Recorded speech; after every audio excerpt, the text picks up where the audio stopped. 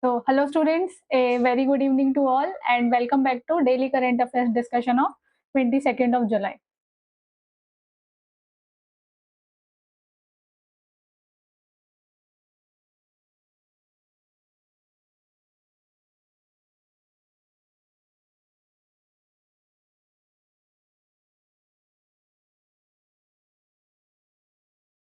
Okay, so these are the topics which we will be covering for today. So, first important article is related to white-bellied heron. So, here we shall be discussing that because of the construction of hydropower projects, the population of white-bellied heron is endangered.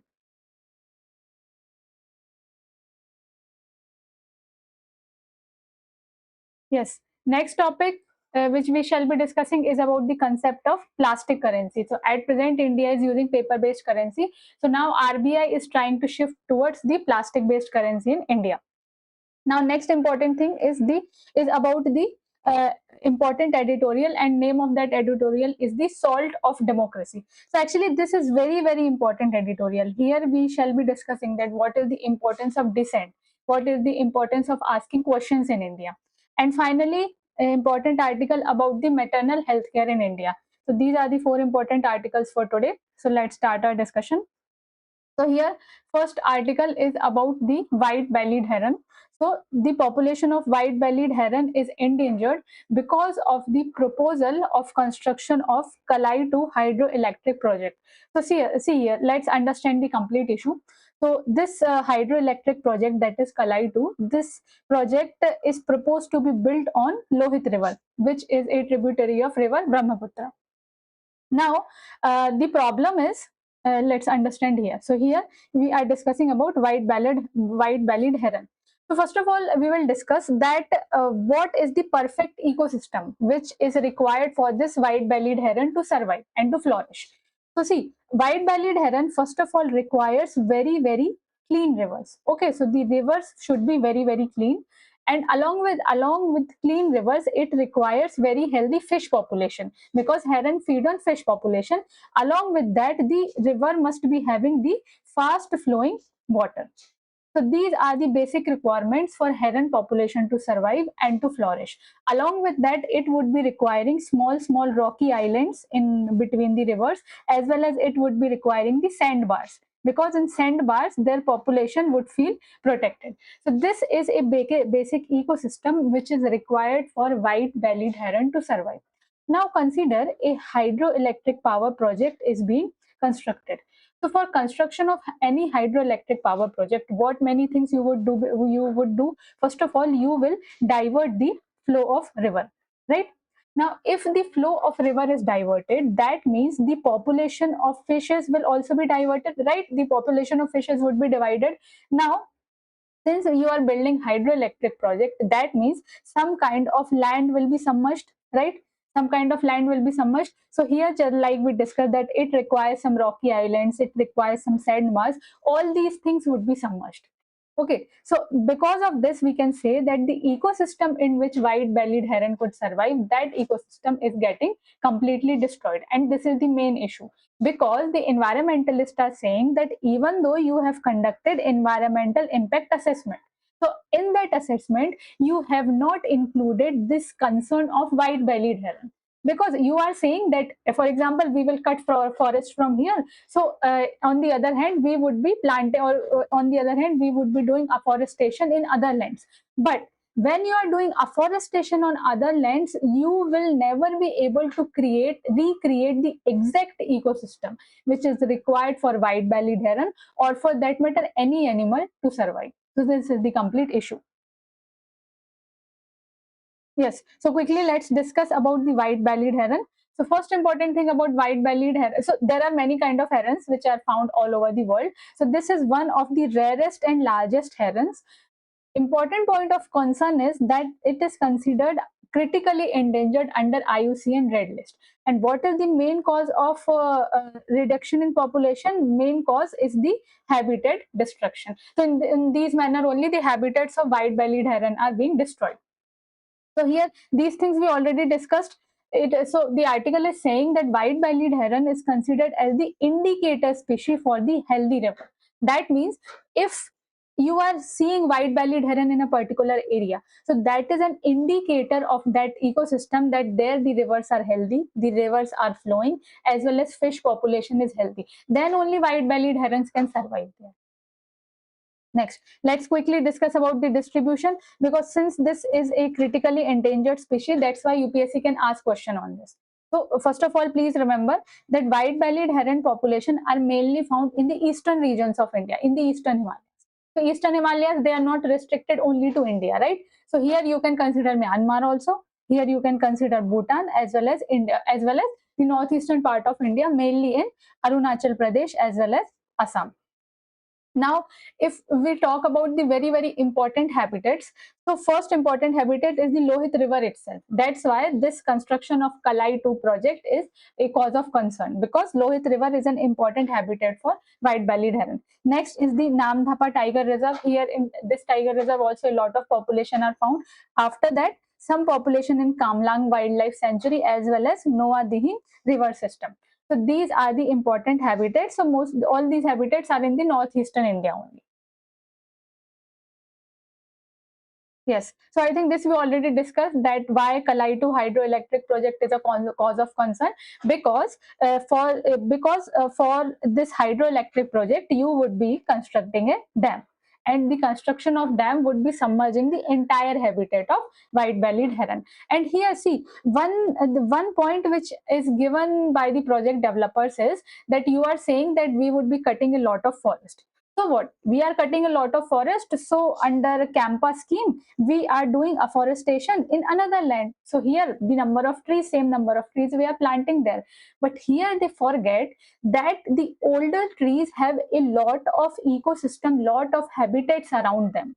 The older trees have lot of what you can say, older trees have a lot of species which are living around them. So that kind of ecosystem you cannot create in 1 year or 2 years. That kind of ecosystem was created over a period of time, 200 years, 500 years. So this thing environment, so this thing, the policy makers, I think sometimes they forget all these things. Now let's quickly discuss about Lohit River, because since this Kalai 2 project is built on Lohit River. So first of all, we'll be discussing the location. So here, this is Brahmaputra River, right? So Brahmaputra River is entering in India, and this is Lohit River. So Lohit River joins Brahmaputra River from the left hand. That's why we will consider Lohit River as the left hand tributary of Brahmaputra. Left hand tributary of Brahmaputra. So from where Lohit River originates? So it originates from the eastern Tibetan region. And yes, the rest of the other things we already discussed. Okay. Yes. Now, next very important article is about India's plastic currency. So, see, it's not like plastic currency will immediately be implemented in India, but Reserve Bank of India has initiated some of the steps to introduce polymer or the plastic-based currency notes in India. So, let's discuss about this. So see, if you talk about the paper-based currency notes in India, so what kind of issues can be there? See, these paper-based currency notes are not waterproof, right? So they can be soiled or they can be destroyed anytime. They can be teared easily, right? They can become dirty. And over a period of time, you have to discard those notes. So this is the main problem with the paper-based currency in India. So that's why plastic or polymer-based currency is seen as a solution. So instead of that, paper-based notes. So now the material which is used for the polymer or plastic based currency is very important, because this can be asked in UPSC. Because generally UPSC will give name of a component and UPSC can ask its applications. So name of that material is biaxially oriented polypropylene. So please remember, biaxially oriented polypropylene is a material which is used for the plastic based notes. Now let's first of all let's discuss about the Indian currency notes, how these notes are made. So see, generally there is a misconception that Indian currency notes are made from a paper, and that paper we obtain from the wood pulp. But this is a misconception. We do not obtain that paper from that wood pulp. Indian paper-based currencies are made from the cotton fibers. Please remember. So at present, the currencies which are using, they are made from the cotton fibers, cotton rag, and some quantity of linen fibers is also there. So Indian paper currency is not fragile as normal paper. That means you cannot tear them easily. You have to put a lot of effort to tear that currency. So please remember, Indian paper-based currency is not made by the paper which we obtain from the wood pulp. They are generally made from the cotton fibers as well as cotton rag. Now, let's discuss the advantages. That means why RBI is considering polymer-based notes. So first thing is the longer life. Because see, generally, if you see the reports, every year millions or billions of paper-based currencies are being discarded by RBI because of the several reasons. They become soiled, they become dirty, or they are torn, etc., etc. So here, the life of these paper-based currency notes would be longer. Next thing is the better security. See, in these polymer based or plastic based notes, no, you can add various security features. For example, here you can use some hologram based features. So in hologram based features, what will happen when you slightly tilt this note, no, color would be changing, different kind of images would be occurring. So because of that, counterfeiting of notes or generating fake currency notes will become very, very difficult. Next thing is reduced printing cost in the long run. See, for the paper-based currencies, as I have discussed, that every year RBI is discarding millions or billions of notes. But if these plastic-based notes have longer shelf life, then you do not need to print these notes again and again, right? So it will reduce the printing cost in the long run. And next thing is the environmental benefits. That means because of that paper-based currency notes, you have to take a lot of material from the environment. But since the shelf life of plastic-based notes will be more, so environmental benefits will be more. Yes.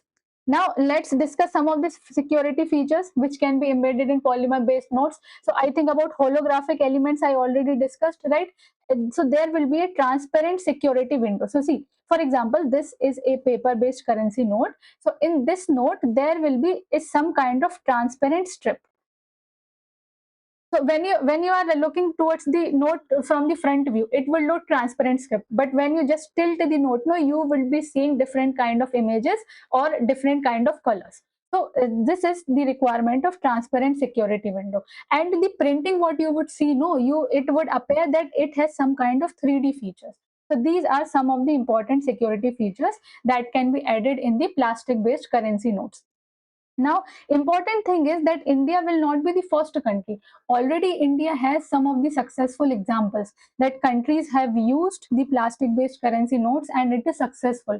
For example, USA, for example, Canada, for example, Australia. I think Australia was the first country to start with the plastic-based currency notes. So India have very good examples in front of it. So India can also move forward for this plastic-based currency notes. Now, quickly, let's discuss the challenges of polymer currency. So, first challenge is the higher initial cost. Why? Because different kind of machinery, especially specialized machineries as well as equipments, will be required for making this plastic-based currency notes. So, here initial cost will be higher. Next thing, new printing infrastructure like the new printing machine we discussed. Next is the recycling issues because it would be made of a plastic, so disposing plastic would become very, very difficult. And next is the public adaptation because see now generally people have the habit of folding the note and keeping it anywhere. But with the plastic based currency notes, you cannot do that. So I think people will also take a lot of time to adapt with this new kind of note. Yes. Now coming to very, very important editorial. The topic of that editorial is the salt of democracy. Actually, here very, very important concepts are discussed. Very, very important analysis is given, which you can use for writing answer in memes. So line by line, let's discuss what this editorial is about. So see, basically this editorial is mainly this editorial is related to the right of citizens to dissent. That means right of citizens to ask the questions. Okay, so now please understand carefully. As you already know that recently NEET UG paper leak happened. Right now, to protest against the NEET UG paper leak and to demand reforms in the educational system, at present the protest is going on at Jantar Mantar in Delhi. This you already know. And along with that, scientist Sonam Wangchuk is also on hunger strike. Still he is on hunger strike because he also wants the resignation of Education Minister of India, as well as the discussion related to educational reforms in the ongoing monsoon session. So this is the complete story which is happening now. Now here, what the article has done, article has compared this protest to the civil disobedience movement. Please understand carefully. Article has compared this protest, the ongoing Jantar Mantar protest, with the civil disobedience movement. Because what happened in that movement? In that movement, civil disobedience movement, salt was used as a signal to protest against the British authorities. Now, why Mahatma Gandhi used salt as a symbol of protest? Because salt was the very basic necessity of the people. Salt was the very basic commodity of the food, and salt was being taxed by the British authorities. So that's why what Mahatma Gandhi did, he broke the salt law, and it was used as a signal of disobedience against the British authorities. So now the article is saying that the recent protest which is happening in Jantar Mantar, in this recent protest, dissent or the right of the students to ask the question is compared with the salt, because the salt was a very basic commodity for the food. That's why Gandhiji used salt as a symbol. Here, dissent is the very basic commodity for the functional democracy. For the democracy to work, the important ingredient is the dissent, or the right of the citizens to ask the question. So, like there is no meaning of food if there is no salt, there is no meaning of functional democracy if there is no dissent. Now, see, please remember that dissent means disagreement with the government, right? But disagreement with the government does not mean that you are anti-national. Understood? Please remember, because you are the youth of this country. So, no, you would be taking various government positions. So, please remember, dissent or asking the questions with government does not mean that you become anti-national. There can be many methods through which you can show your dissent, through which you can show your disagreement. For example, through protest or through marches or through hunger strike. These are various methods through which you can show your disagreement towards the government. Uh, if you remember, we have already read in the modern history that what earlier moderates used to do. Earlier moderates, they used the process of prayer, petition, and propaganda. Because earlier moderates believed that Britishers are not bad people; they are good people. Just they don't know what our problems are. So if peacefully we give our problems to the Britishers, they will consider our thing. But that thing did not work, right? So after that came the era of extremist.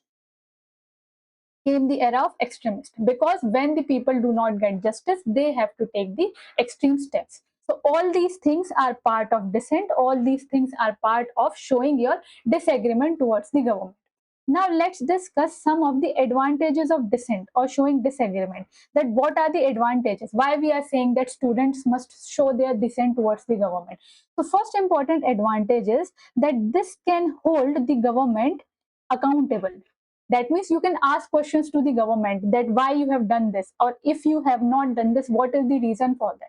Because see, if you are not asking questions today, then the next coming generation will not be even knowing that we can even ask the question. They will not be knowing this concept.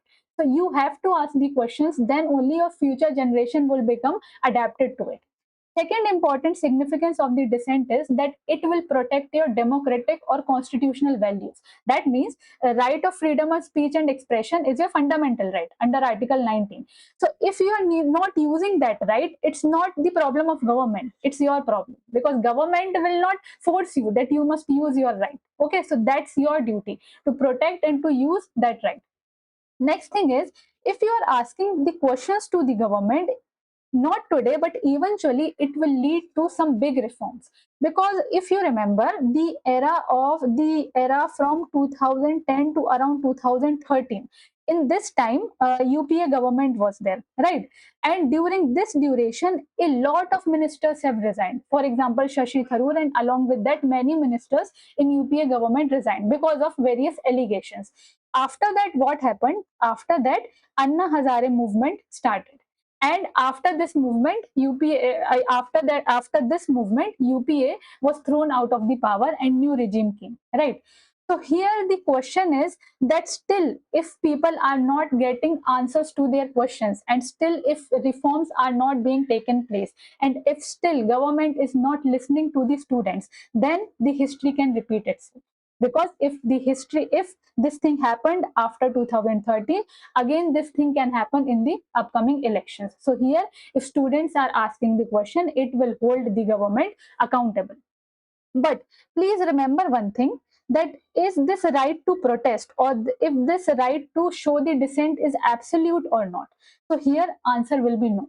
This is not absolute thing. Here are various restrictions. For example, Article 19 says that your right to freedom of speech and expression can be restricted if it is causing impact to the public order,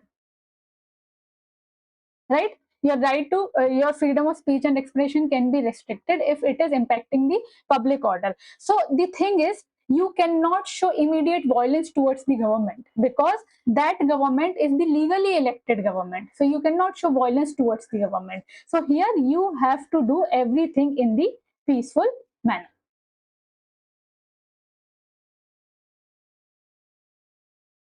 Yes. So I think this was the complete thing.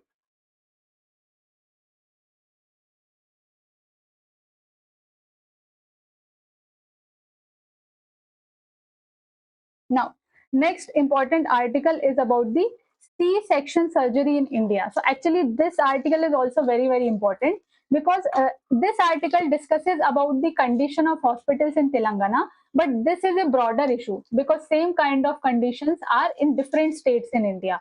So here, basically, the news is that in Telangana, in one hospital, 5 out of 10 women underwent C-section deliveries, and they developed serious post-operative complications.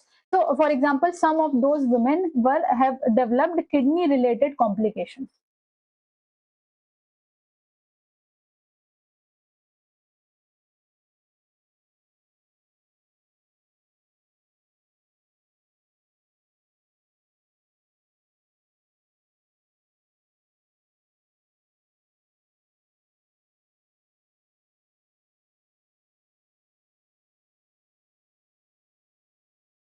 Yes.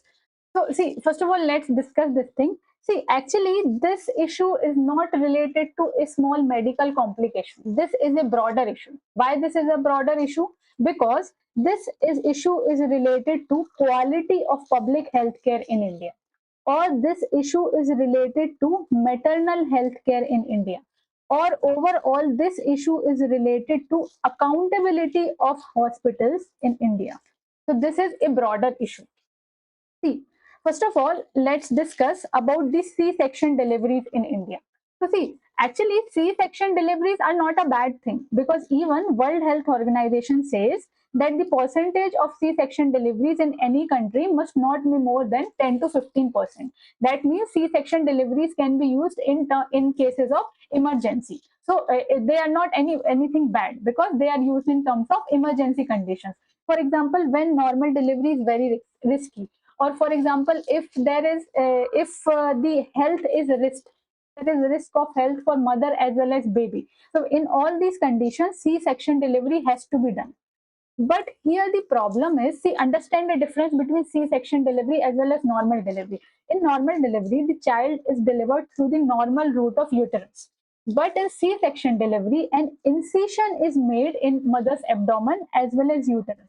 That's why this is a very special kind of surgery, and this is very big surgery.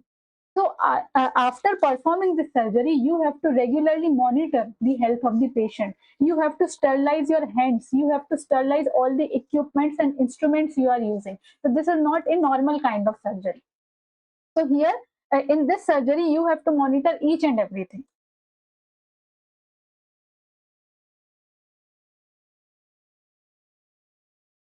Yes. So if we discuss about this, the significance of this incident, so why this incident is very, very significant. The first thing is shift from the healthcare access to healthcare quality. That means, see, you already know that government is focusing more and more on the institutional deliveries, right? The government is saying that you must not deliver your baby at home, you must go to the hospitals. But going to the hospitals is not enough. In hospital, you must receive the proper healthcare also, right? Next thing is the maternal health. Maternal health means here in India, we are judging the maternal health in terms of maternal mortality rate. So you already know that in India, maternal mortality rate is reduced. But here you are focusing whether the mother is alive during the birth of the child. But you are not focusing what all things are happening after that. You have to monitor the health of the mother after that also. So similar thing related to patient safety. Next is the hospital acquired infections. That means the infections or diseases which the patient acquire after being admitted in the hospital.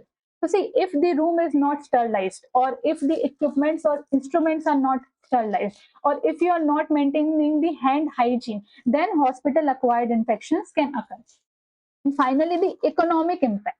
That means, see, after C-section delivery, generally it takes 1 or 2 months to 1 or 2 months for the recovery. But if you acquire any infection or if you acquire any complication, then again and again you have to go to the hospitals, right? So it will create a economic or financial burden on the family. Yes. So a practice question for you. This is the question. So please pause the video. Try to answer in this question in the comment section. And this is next question. So here also pause the video, read the statements carefully, and try to answer in the comment section. So that's all from my side for today. Thank you and have a nice day.